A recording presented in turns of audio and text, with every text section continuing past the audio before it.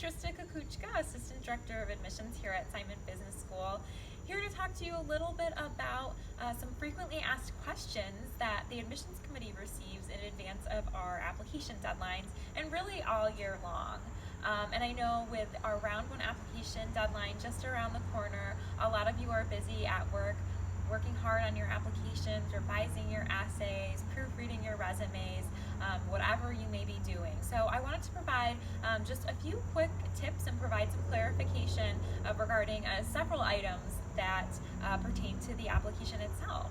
So first and foremost, we get a lot of questions and concerns around the importance of your GMAT or GRE scores in addition to your GPA. So oftentimes applicants will inquire as to whether or not we require specific GMAT or GRE scores, or how much will your GPA really impact your admissions decision. And so I'm here to tell you a very simple answer. We use a very, very holistic review process, as do many other business schools. So when the admissions committee reviews your application, we use a very holistic approach. And so what that means is that every single one of your application materials is given equal weight.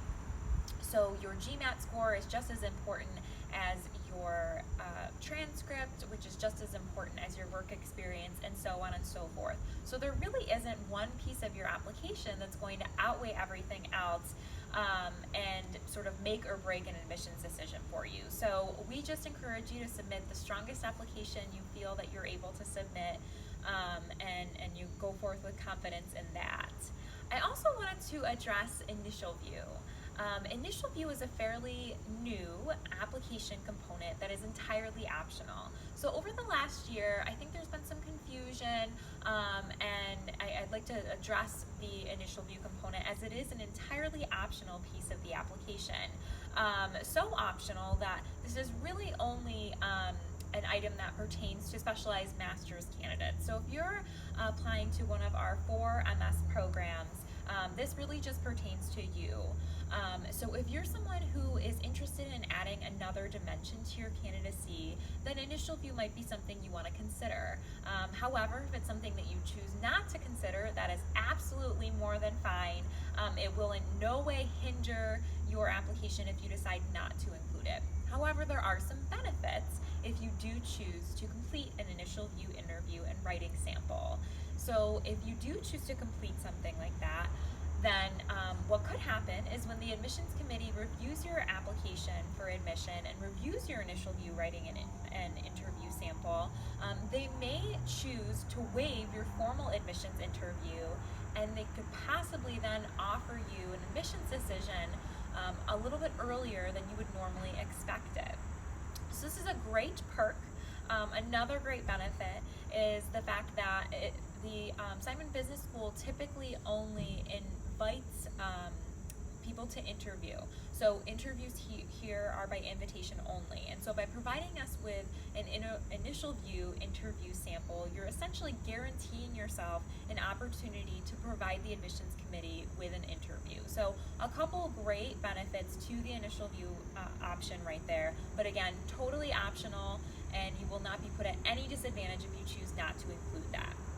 Finally, we get some questions regarding the letter of recommendation and whether or not it's important to ask a professional to provide a letter of recommendation for you. And so something really important I want to stress is that we actually no longer require letters of recommendation. This is something that we did away with over the last year because we had a lot of applicants who were unable to meet certain application deadlines because maybe they were waiting on their recommender to submit their letter of recommendation. So instead, we no longer include letters of recommendation as a required application component, and we don't accept letters of recommendation. Instead, we do require and ask for 2 references. These can be either professional or academic. If you do have some interview or professional work experience, we do encourage and prefer professional references, but if that's not something that's an option for you, then academic references are absolutely and totally 100% fine. So hopefully that provides you with a little bit of clarity today. We look forward to seeing all of your applications within the next coming weeks. I'll talk to you soon.